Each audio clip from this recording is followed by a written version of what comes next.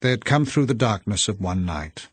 They had met morning in Hill House, and they were a family, greeting one another with easy informality and going to the chairs they had used last night at dinner, their own places at the table. "A fine big breakfast is what Mrs. Dudley certainly agreed to set out at 9, Luke said, waving a fork. "We had begun to wonder if you were the coffee and a roll in bed types." "We would have been here much sooner in any other house," Theodora said. "Did you really leave all the doors open for us?" Eleanor asked. "That's how we knew you were coming," Luke told her. "We saw the doors swing shut." "Today we will nail all the doors open," Theodora said. "I'm going to pace this house until I can find food 10 times out of 10. I slept with my light on all night," she confided to the doctor, "but nothing happened at all." "It was all very quiet," the doctor said. "Did you watch over us all night?" Eleanor asked. "Till about 3, when Pamela finally put me to sleep. There wasn't a sound until the rain started some time after 2. One of you ladies called out in her sleep once." "Oh, that must have been me," Theodora said shamelessly, "dreaming about the wicked sister at the gates of Hill House." "I dreamed about her too," Eleanor said. She looked at the doctor and said suddenly, "It's embarrassing. To think about being afraid, I mean." "We're all in it together, you know," Theodora said. "It's worse if you try not to show it," the doctor said. "Stuff yourself very full of kippers," Luke said. "Then it will be impossible to feel anything at all." Eleanor felt, as she had the day before, that the conversation was being skilfully guided away from the thought of fear, so very present in her own mind. Perhaps she was to be allowed to speak occasionally for all of them, so that, quieting her, they quieted themselves and could leave the subject behind them. Perhaps vehicle for every kind of fear she contained enough for all. "They're like children," she thought crossly, daring each other to go first, ready to turn and call names at whoever comes last. She pushed her plate away from her and sighed. "Before I go to sleep tonight," Theodora was saying to the doctor, "I want to be sure that I have seen every inch of this house. No more lying there wondering what is over my head or under me. And we have to open some windows and keep the doors open and stop feeling our way around." "Little signs," Luke suggested. "Arrows pointing. Reading, 'This way out.'" "Or 'dead end,'" Eleanor said. "Or 'watch out for falling furniture,'" Theodora said. "We'll make them," she said to Luke. "First we all explore the house," Eleanor said, too quickly perhaps, because Theodora turned and looked at her curiously. "I don't want to find myself left behind in an attic or something," Eleanor added uncomfortably. "No one wants to leave you behind anywhere," Theodora said. "Then I suggest," Luke said, "that we first of all finish off the coffee in the pot, and then go nervously from room to room, endeavouring to discover some rational plan to this house, and leaving doors open as we go. I never thought," he said, shaking his head sadly, "that I would stand to inherit a house where I had to put up signs to find my way around." "We need to find out what to call the rooms," Theodora said. "Suppose I told you, Luke, that I would meet you clandestinely in the second-best drawing-room. How would you ever know where to find me?" "You could keep whistling till I got there," Luke offered. Theodora shuddered. "You would hear me whistling and calling you while you wandered from door to door, never opening the right one, and I would be inside, not able to find any way to get out." "And nothing to eat," Eleanor said unkindly.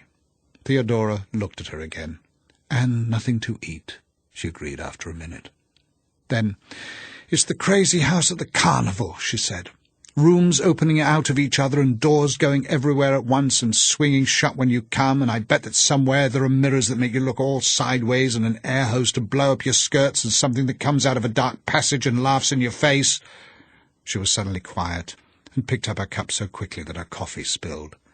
"It's not as bad as all that," the doctor said easily. "Actually, the ground floor is laid out in what I might almost call concentric circles of rooms.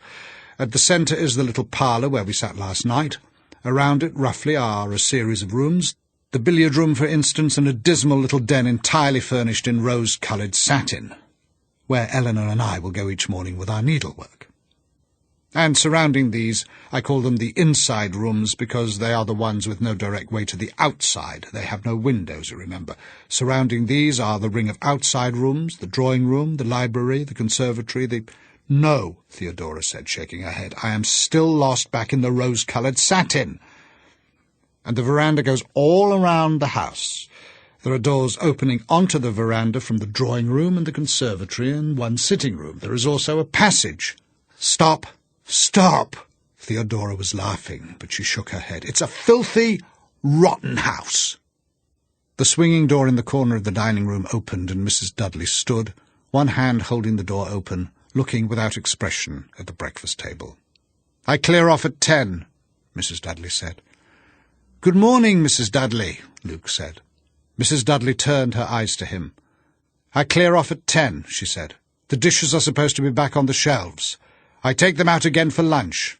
I set out lunch at 1. But first the dishes have to be back on the shelves." "Of course, Mrs. Dudley." The doctor rose and put down his napkin. "Everybody ready?" he asked.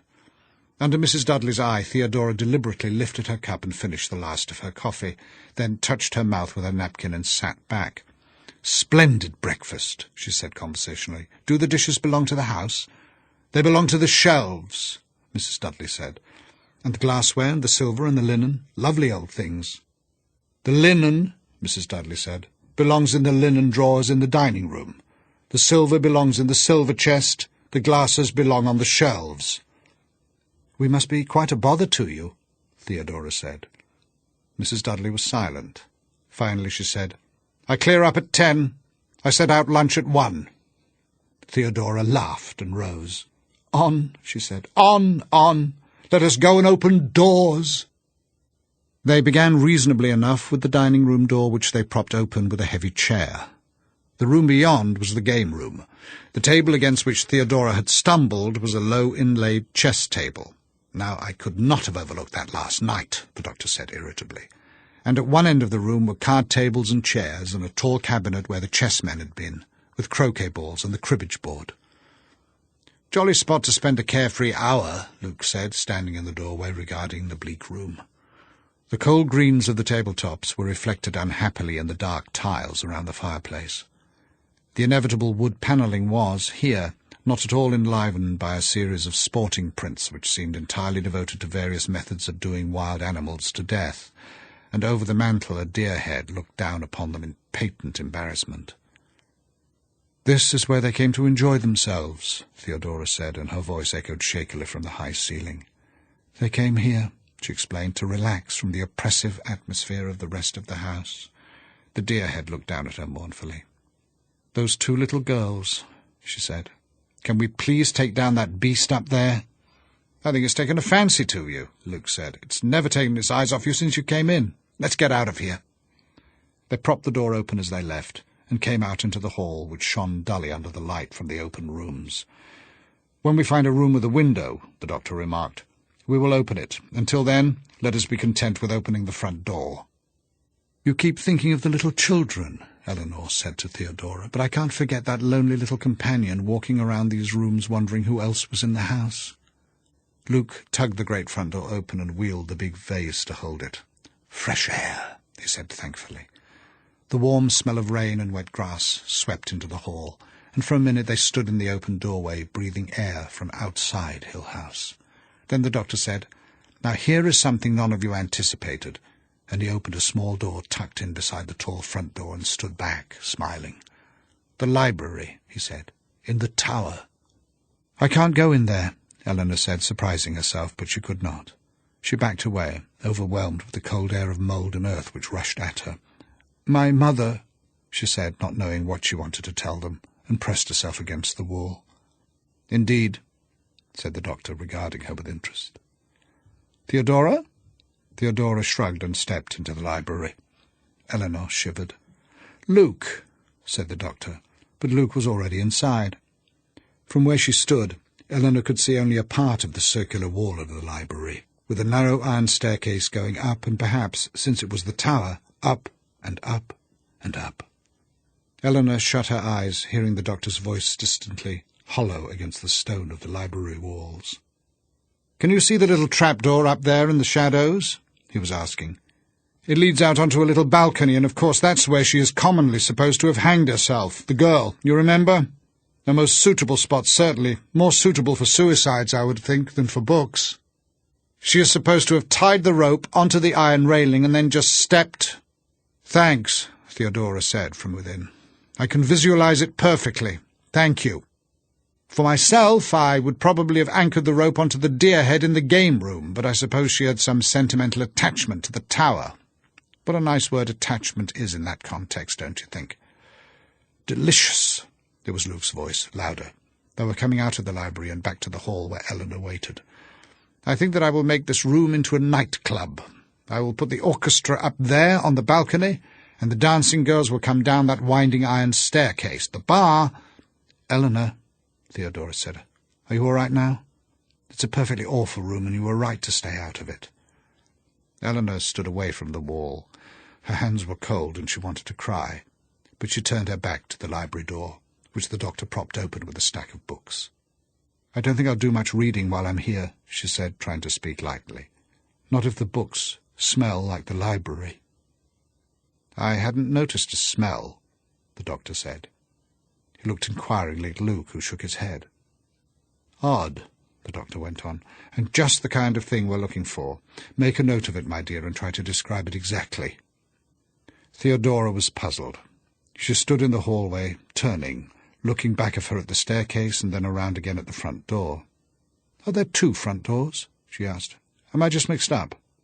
The doctor smiled happily. He had clearly been hoping for some such question. This is the only front door, he said. It is the one you came in yesterday. Theodora frowned. Then why can't Eleanor and I see the tower from our bedroom windows? Our rooms look out over the front of the house, and yet— The doctor laughed and clapped his hands. At last, he said. Clever, Theodora. This is why I wanted you to see the house by day. Come, sit on the stairs while I tell you. Obediently they settled on the stairs, looking up at the doctor, who took on his lecturing stance and began formally. One of the peculiar traits of Hill House is its design. Crazy house at the carnival. Precisely. Have you not wondered at our extreme difficulty in finding our way around? An ordinary house would not have had the 4 of us in such confusion for so long, and yet time after time we chose the wrong doors. The room we want eludes us. Even I have had my troubles. He sighed and nodded. I dare say, he went on, that old Hugh Crane expected that some day Hill House might become a showplace like the Winchester House in California, or the many Octagon houses. He designed Hill House himself, remember, and, I have told you before, he was a strange man. Every angle, and the doctor gestured toward the doorway, every angle is slightly wrong.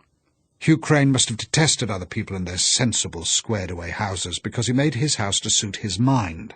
Angles which you assume are the right angles you are accustomed to, and have every right to expect are true, are actually a fraction of a degree off in one direction or another. I am sure, for instance, that you believe that the stairs you are sitting on are level, because you are not prepared for stairs which are not level. They moved uneasily, and Theodora put out a quick hand to take hold of the balustrade as though she felt she might be falling. Are actually on a very slight slant toward the central shaft. The doorways are all a very little bit off-centre. That may be, by the way, the reason the doors swing shut unless they are held. I wondered this morning whether the approaching footsteps of you 2 ladies upset the delicate balance of the doors. Of course, the result of all these tiny aberrations of measurements add up to a fairly large distortion in the house as a whole. Theodora cannot see the tower from her bedroom window because the tower actually stands at the corner of the house. From Theodora's bedroom window it is completely invisible, although from here it seems to be directly outside her room. The window of Theodora's room is actually 15 feet to the left of where we are now. Theodora spread her hands helplessly. Golly, she said. I see, Eleanor said. The veranda roof is what misleads us. I can look out my window and see the veranda roof, and because I came directly into the house and up the stairs, I assumed that the front door was right below, although really you see only the veranda roof, the doctor said. The front door is far away. It and the tower are visible from the nursery, which is the big room at the end of the hallway. We will see it later today. It is, and his voice was saddened, a masterpiece of architectural misdirection. The double stairway at Chambord. Then everything is a little bit off-centre? Theodora asked uncertainly. That's why it all feels so disjointed. What happens when you go back to a real house? Eleanor asked. I mean, a real house. It must be like coming off shipboard, Luke said. After being here for a while, your sense of balance could be so distorted that it would take you a while to lose your sea legs, or your hill house legs. Could it be, he asked the doctor, that what people have been assuming were supernatural manifestations were really only the result of a slight loss of balance in the people who live here? The inner ear, he told Theodora wisely. It must certainly affect people in some way, the doctor said. We have grown to trust blindly in our senses of balance and reason, and I can only see where the mind might fight wildly to preserve its own familiar stable patterns against all evidence that it was leaning sideways. He turned away. We have marvels still before us, he said, and they came down from the stairway and followed him, walking gingerly, testing the floors as they moved. They went down the narrow passage to the little parlour where they had sat the night before, and from there, leaving doors propped open behind them, they moved into the outer circle of rooms which looked out onto the veranda. They pulled heavy draperies away from windows, and the light from outside came into Hill House. They passed through a music room where a harp stood sternly apart from them, with never a jangle of strings to mark their footfalls. The grand piano stood tightly shut with a candelabra above, no candle ever touched by flame. A marble-topped table held wax flowers under glass, and the chairs were twig-thin and gilded. Beyond this was the conservatory, with tall glass doors showing them the rain outside, and ferns growing damply around and over wicker furniture. Here it was uncomfortably moist, and they left it quickly to come through an arched doorway into the drawing-room and stand, aghast and incredulous. "It's not there," Theodora said, weak and laughing. "I don't believe it's there." She shook her head. "Eleanor, do you see it too?" "How?" Eleanor said, helplessly. "I thought you would be pleased." The doctor was complacent. One entire end of the drawing-room was in possession of a marble statuary piece. Against the mauve stripes and flowered carpet it was huge and grotesque and somehow whitely naked. Eleanor put her hands over her eyes, and Theodora clung to her. "I thought it might be intended for Venus rising from the waves," the doctor said. "Not at all," said Luke, finding his voice. "It's St. Francis curing the lepers." "No, no," Eleanor said. "One of them is a dragon." "It's none of that," said Theodora roundly. "It's a family portrait, you sillies. Composite. Anyone would know it at once. That figure in the centre, that tall, undraped, good heavens, masculine one, that's old Hugh patting himself on the back because he built Hill House. And his two attendant nymphs are his daughters. The one on the right, who seems to be brandishing an ear of corn, is actually telling about her lawsuit. And the other one, the little one on the end, is the companion. And the one on the other end is Mrs. Dudley, done from life," Luke said. "And that grass stuff they're all standing on is really supposed to be the dining-room carpet, grown up a little. Did anyone else notice that dining-room carpet? It looks like a field of hay, and you can feel it tickling your ankles. In back, that kind of overspreading apple tree kind of thing, that's a symbol of the protection of the house, surely," Dr. Montague said. "I'd hate to think it might fall on us," Eleanor said. "Since the house is so unbalanced, Doctor, isn't there some chance of that?" "I have read that the statue was carefully and at great expense constructed to offset the uncertainty of the floor on which it stands. It was put in, at any rate, when the house was built, and it has not fallen yet. It is possible, you know, that Hugh Crane admired it, even found it lovely." "It is also possible that he used it to scare his children with," Theodora said. "What a pretty room this would be without it." She turned, swinging. "A dancing room," she said, "for ladies in full skirts, and room enough for a full country dance. Hugh Crane, will you take a turn with me?" And she curtsied to the statue. "I believe he's going to accept," Eleanor said, taking an involuntary step backwards. "Don't let him tread on your toes," the doctor said, and laughed. "Remember what happened to Don Juan?" Theodora touched the statue timidly, putting her finger against the outstretched hand of one of the figures. "Marble is always a shock," she said. "It never feels like you think it's going to. I suppose a life-size statue looks enough like a real person to make you expect to feel skin." Then, turning again, and shimmering in the dim room, she waltzed alone, turning to bow to the statue. "At the end of the room," the doctor said to Eleanor and Luke, "under those draperies are doors leading onto the veranda. When Theodora is heated from dancing, she may step out into the cooler air." He went the length of the room to pull aside the heavy draperies and opened the doors. Again the smell of the warm rain came in. and a burst of wind, so that a little breath seemed to move across the statue, and light touched the coloured walls. "Nothing in this house moves," Eleanor said, "until you look away, and then you just catch something from the corner of your eye. Look at the little figurines on the shelves. When we all had our backs turned, they were dancing with Theodora." "I move," Theodora said, circling toward them. "Flowers under glass," Luke said. "Tassels. I'm beginning to fancy this house." Theodora pulled at Eleanor's hair. "Race you around the veranda," she said, and darted for the doors. Eleanor, with no time for hesitation or thought, followed, and they ran out onto the veranda. Eleanor, running and laughing, came around a curve of the veranda to find Theodora going in another door, and stopped, breathless. They had come to the kitchen, and Mrs. Dudley, turning away from the sink, watched them silently. "Mrs. Dudley," Theodora said politely, "we've been exploring the house." Mrs. Dudley's eyes moved to the clock on the shelf over the stove. "It is 11:30, she said. "I set lunch on at 1, Theodora said. "We'd like to look over the kitchen, if we may. We've seen all the other downstairs rooms, I think." Mrs. Dudley was still for a minute, and then, moving her head acquiescently, turned and walked deliberately across the kitchen to a farther doorway. When she opened it, they could see the back stairs beyond, and Mrs. Dudley turned and closed the door behind her before she started up. Theodora cocked her head at the doorway and waited a minute before she said, "I wonder if Mrs. Dudley has a soft spot in her heart for me. I really do." "I suppose she's gone up to hang herself from the turret," Eleanor said. "Let's see what's for lunch while we're here." "Don't joggle anything," Theodora said. "You know perfectly well that the dishes belong on the shelves.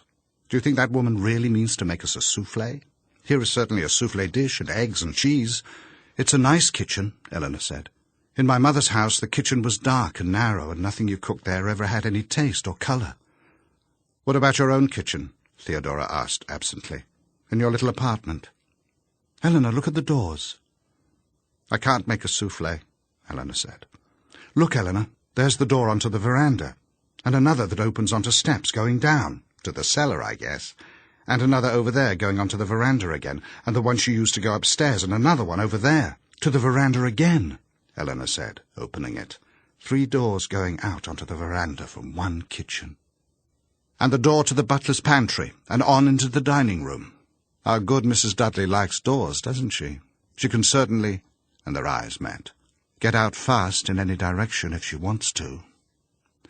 Eleanor turned abruptly and went back to the veranda.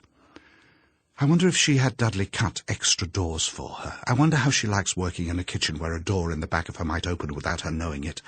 I wonder, actually, just what Mrs. Dudley is in the habit of meeting in her kitchen, so that she wants to make sure that she'll find a way out no matter which direction she runs. I wonder—" "Shut up," Theodora said amiably. "A nervous cook can't make a good soufflé. Anyone knows that.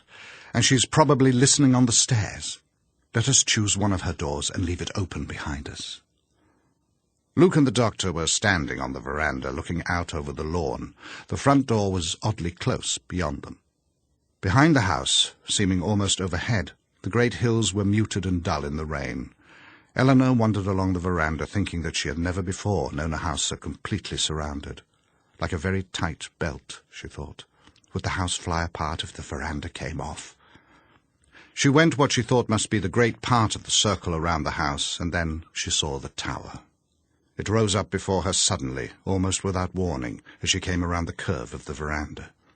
It was made of grey stone, grotesquely solid, jammed hard against the wooden side of the house, with the insistent veranda holding it there.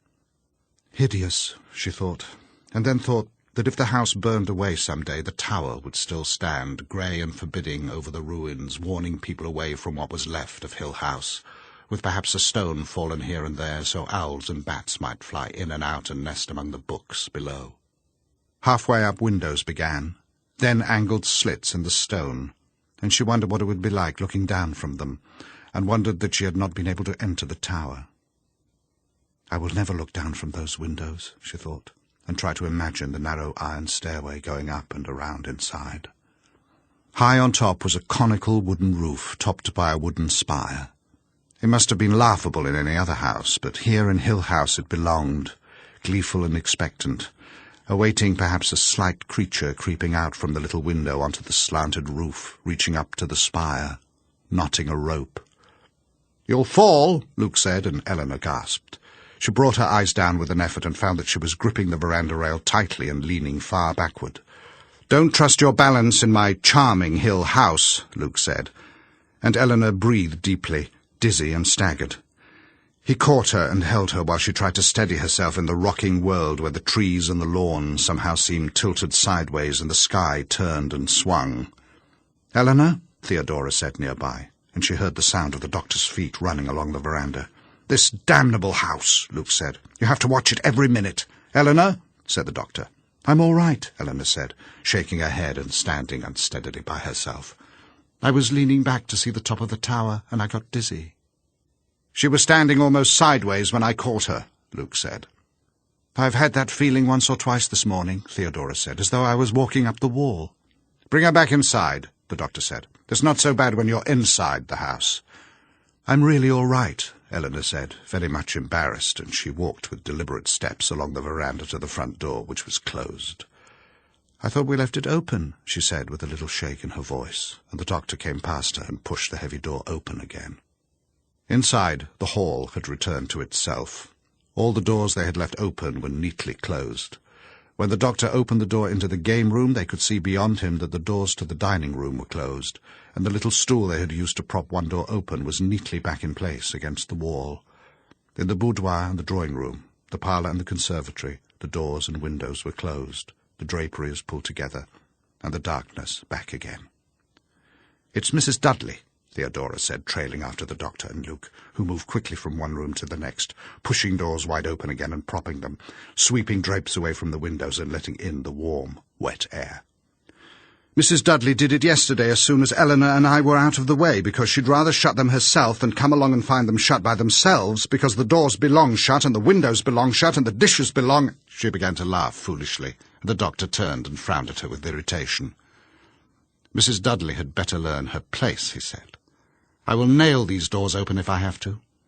He turned down the passageway to their little parlour and sent the door swinging open with a crash. "Losing my temper will not help," he said, and gave the door a vicious kick. "Sherry in the parlour before lunch," Luke said amiably.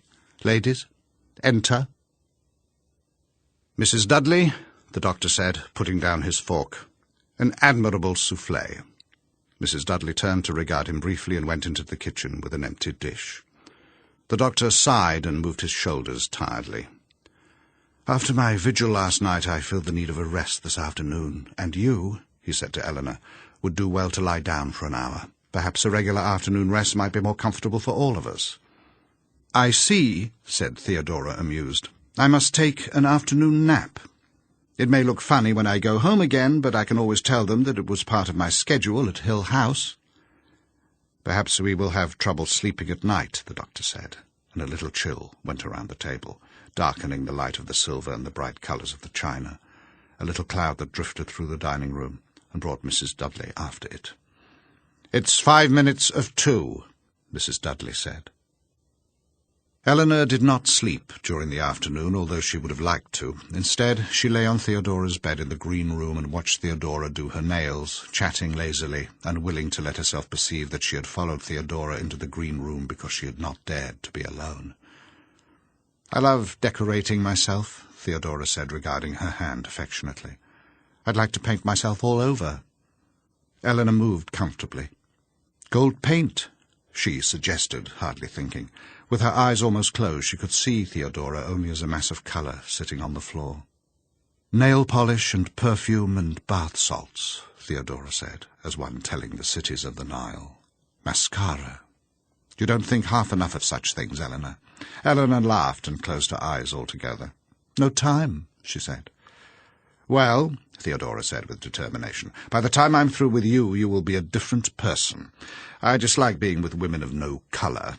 She laughed to show that she was teasing, and then went on, "I think I will put red polish on your toes." Eleanor laughed too, and held out her bare foot. After a minute, nearly asleep, she felt the odd, cold little touch of the brush on her toes and shivered. "Surely a famous courtesan like yourself is accustomed to the ministrations of handmaidens," Theodora said. "Your feet are dirty." Shocked, Eleanor sat up and looked. Her feet were dirty, and her nails were painted bright red. "It's horrible," she said to Theodora. "It's wicked," wanting to cry. Then, helplessly, she began to laugh at the look on Theodora's face. "I'll go and wash my feet," she said. "Golly!" Theodora sat on the floor beside the bed, staring. "Look," she said. "My feet are dirty too, baby, honest, look." "Anyway," Eleanor said, "I hate having things done to me." "You're about as crazy as anyone I ever saw," Theodora said cheerfully. "I don't like to feel helpless," Eleanor said. "My mother—" "Your mother would have been delighted to see you with your toenails painted red," Theodora said. "They look nice." Eleanor looked at her feet again. "It's wicked," she said inadequately. "I mean, on my feet. It makes me feel like I look like a fool. You've got foolishness and wickedness somehow mixed up." Theodora began to gather her equipment together. "Anyway, I won't take it off, and we'll both watch and see whether Luke and the doctor look at your feet first." "No matter what I try to say, you make it sound foolish," Eleanor said. "Or wicked." Theodora looked up at her gravely. "I have a hunch," she said, "that you ought to go home, Eleanor." "Is she laughing at me?" Eleanor wondered. "Has she decided that I'm not fit to stay?" "I don't want to go," she said. And Theodora looked at her again quickly, and then away, and touched Eleanor's toes softly. "The polish is dry," she said. "I'm an idiot. Just something frightened me for a minute." She stood up and stretched. "Let's go look for the others," she said. Luke leaned himself wearily against the wall of the upstairs hall, his head resting against the gold frame of an engraving of a ruin. "I keep thinking of this house as my own future property," he said, "more now than I did before. I keep telling myself that it will belong to me some day, and I keep asking myself why." He gestured at the length of the hall. "If I had a passion for doors," he said, "or gilded clocks or miniatures, if I wanted a Turkish corner of my own, I would very likely regard Hill House as a fairyland of beauty." "It's a handsome house," the doctor said stanchly. "It must have been thought of as elegant when it was built." He started off down the hall to the large room on the end which had once been the nursery. "Now," he said, "we shall see the tower from a window," and shivered as he passed through the door. Then he turned and looked back curiously. "Could there be a draught across that doorway?" "A draught? In Hill House?" Theodora laughed.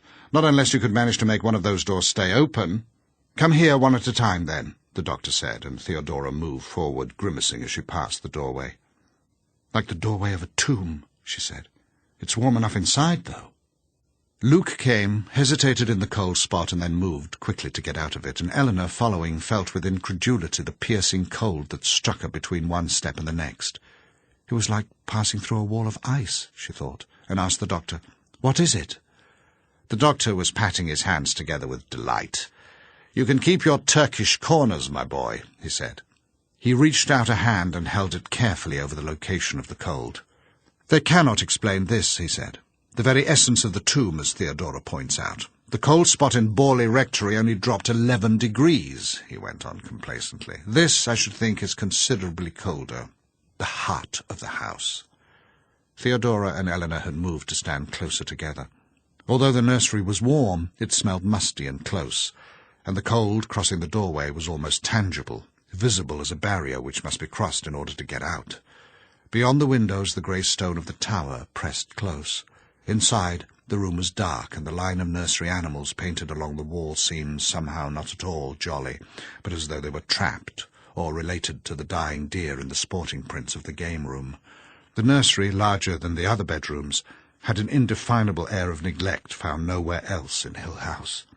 And it crossed Eleanor's mind that even Mrs. Dudley's diligent care might not bring her across that cold barrier any oftener than necessary.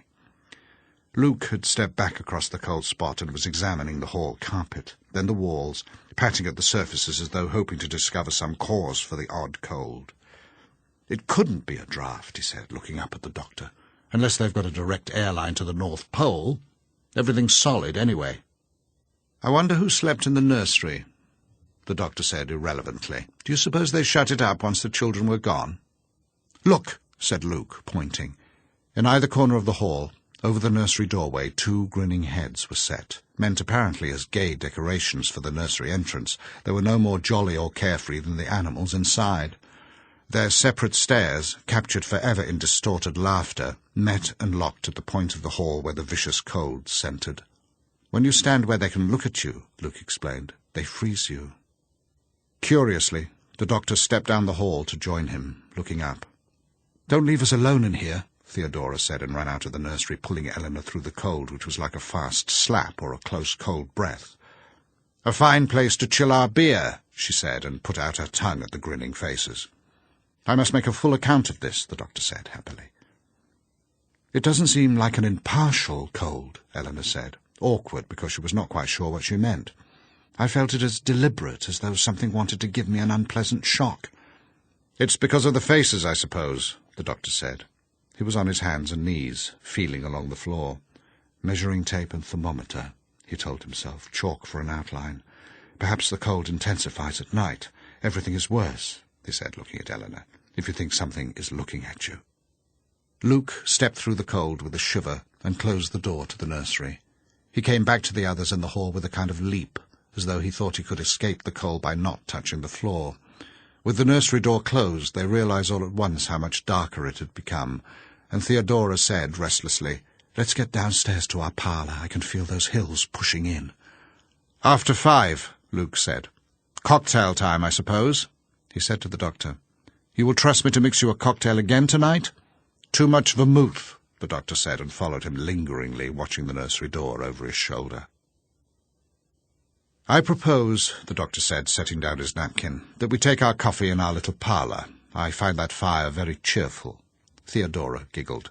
"Mrs. Dudley's gone, so let's race around fast and get all those doors and windows open and take everything down from the shelves." "The house seems different when she's not in it," Eleanor said. "Emptier." Luke looked at her and nodded. He was arranging the coffee cups on a tray, and the doctor had already gone on, doggedly opening doors and propping them. "Each night I realise suddenly that we 4 are alone here." "Although Mrs. Dudley's not much good as far as company is concerned, it's funny," Eleanor said, looking down at the dinner table. "I dislike Mrs. Dudley as much as any of you, but my mother would never let me go up and leave a table looking like this until morning." "If she wants to leave before dark, she has to clear away in the morning," Theodora said, without interest. "I'm certainly not going to do it." "It's not nice to walk away and leave a dirty table." "You couldn't get them back on the right shelves anyway, and should have to do it all over again just to get your finger marks off things." "If I just took the silverware and let it soak—" "No," Theodora said, catching her hand. "Do you want to go out into the kitchen all alone? With all those doors?" "No," Eleanor said, setting down the handful of forks she had gathered. "I guess I don't really." She lingered to look uneasily at the table, at the crumpled napkins and the drop of wine spilled by Luke's place, and shook her head. "I don't know what my mother would say, though." "Come on," Theodora said. "They've left lights for us." The fire in the little parlour was bright, and Theodora sat down beside the coffee tray while Luke brought brandy from the cupboard where he had carefully set it away the night before. "We must be cheerful at all costs," he said. "I challenge you again tonight, Doctor." Before dinner they had ransacked the other downstairs rooms for comfortable chairs and lamps, and now their little parlour was easily the pleasantest room in the house. "Hill House has really been very kind to us," Theodora said, giving Eleanor her coffee, and Eleanor sat down gratefully in a pillowy, overstuffed chair. No dirty dishes for Eleanor to wash, a pleasant evening in good company, and perhaps the sun shining again tomorrow. "We must plan our picnic," Eleanor said. "I'm going to get fat and lazy in Hill House," Theodora went on. Her insistence on naming Hill House troubled Eleanor. It's as though she was saying it deliberately, Eleanor thought, telling the house she knows its name, calling the house to tell it where we are. Is it bravado? "Hill House, Hill House, Hill House," Theodora said softly, and smiled across at Eleanor. "Tell me," Luke said politely to Theodora, "since you are a princess, tell me about the political situation in your country." "Very unsettled," Theodora said. "I ran away because my father, who is of course the king, insists that I marry Black Michael, who is the pretender to the throne. I, of course, cannot endure the sight of Black Michael, who wears one gold earring and beats his grooms with a riding crop." "A most unstable country," Luke said. "How did you ever manage to get away?" "I fled in a hay wagon, disguised as a milkmaid. They never thought to look for me there, and I crossed the border with papers I forged myself in a woodcutter's hut." "And Black Michael will no doubt take over the country now in a coup d'etat." "Undoubtedly, and he can have it." "It's like waiting in a dentist's office," Eleanor thought, watching them over her coffee cup. waiting in a dentist's office and listening to other patients make brave jokes across the room, all of you certain to meet the dentist sooner or later. She looked up suddenly, aware of the doctor near her, and smiled uncertainly. "Nervous?" the doctor asked, and Eleanor nodded. "Only because I wonder what's going to happen," she said. "So do I." The doctor moved a chair and sat down beside her. "You have the feeling that something, whatever it is going to happen soon?" "Yes. Everything seems to be waiting." "And they," the doctor nodded at Theodora and Luke, who were laughing at each other, "they meet it in their way. I wonder what it will do to all of us. I would have said a month ago that a situation like this would never really come about, that we four would sit here together in this house." "He does not name it," Eleanor noticed. "I've been waiting for a long time," he said. "You think we're right to stay?" "Right," he said. "I think we're all incredibly silly to stay. I think that an atmosphere like this one can find out the flaws and faults and weaknesses in all of us and break us apart in a matter of days. We have only one defence, and that is running away. At least it can't follow us, can it? When we feel ourselves endangered, we can leave just as we came, and," he added dryly, "just as fast as we can go." "But we are forewarned," Eleanor said, "and there are 4 of us together." "I've already mentioned this to Luke and Theodora," he said. "Promise me absolutely that you will leave as fast as you can if you begin to feel the house catching at you." "I promise," Eleanor said, smiling. "He's trying to make me feel braver," she thought, and was grateful. "It's all right, though," she told him. "Really, it's all right." "I will feel no hesitation about sending you away," he said, rising, "if it seems to be necessary. Luke," he said, "will the ladies excuse us?" While they set up the chessboard and men, Theodora wandered, cup in hand, around the room, and Eleanor thought, "She moves like an animal, nervous and alert. She can't sit still while there's any scent of disturbance in the air. We are all uneasy." "Come and sit by me," she said, and Theodora came, moving with grace, circling to a resting spot. She sat down in the chair the doctor had left, and leaned her head back tiredly. "How lovely she is," Eleanor thought. "How thoughtlessly, luckily lovely. Are you tired?" Theodora turned her head, smiling. "I can't stand waiting much longer." "I was just thinking how relaxed you looked." "And I was just thinking of, when was it, day before yesterday, and wondering how I could have brought myself to leave there and come here. Possibly I'm homesick." "Already?" "Did you ever think about being homesick? If your home was Hill House, would you be homesick for it? Did those 2 little girls cry for their dark, grim house when they were taken away?" "I've never been taken away from anywhere," Eleanor said carefully. "So I suppose I've never been homesick." "How about now? Your little apartment?" "Perhaps," Eleanor said, looking into the fire. "I haven't had it long enough to believe it's my own." "I want my own bed," Theodora said, and Eleanor thought, "She's sulking again. When she's hungry or tired or bored, she turns into a baby." "I'm sleepy," Theodora said. "It's after 11, Eleanor said, and as she turned to glance at the chess game, the doctor shouted with joyful triumph, and Luke laughed. "Now, sir," the doctor said. "Now, sir." "Fairly beaten, I admit," Luke said. He began to gather the chessmen and set them back into their box. "Any reason why I can't take a drop of brandy upstairs with me? To put myself to sleep, or give myself Dutch courage, or some such reason? Actually," and he smiled over at Theodora and Eleanor, "I plan to stay up and read for a while." "Are you still reading Pamela?" Eleanor asked the doctor. "Volume 2. I have 3 volumes to go, and then I shall begin Clarissa Harlowe, I think.